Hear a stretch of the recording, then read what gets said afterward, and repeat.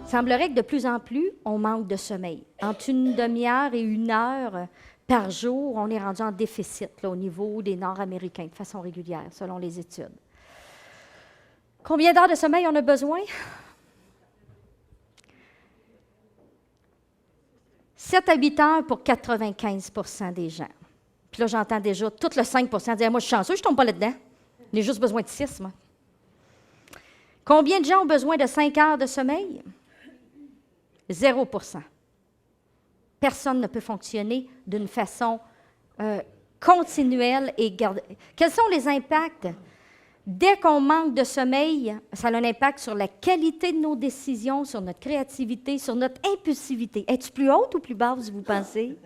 Tu sais, quand il y en a qui disent « Mon Dieu, t'as pas l'air d'avoir dormi bien cette nuit, là. » Ils ont compris, tu avais manqué de sommeil. Ça a un impact sur notre système immunitaire. On augmente les risques d'accidents, beaucoup d'accidents, et on en a connu un tragique dans la région. Le sommeil, on voit aussi sur les fermes, parce que bon, je suis plus près de ça, on manque de sommeil, les risques d'accidents. L'humeur, la concentration, et on aurait pu continuer. On parle de maladies cardiovasculaires, on a suivi des cohortes, par exemple, d'infirmières qui ont travaillé aussi sur des chiffres, là, vous savez, des horaires, ça a des conséquences énormes.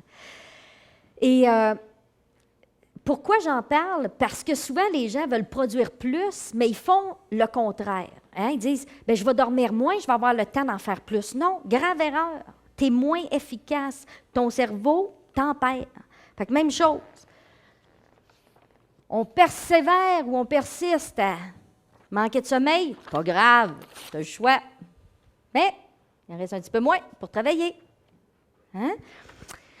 Alors,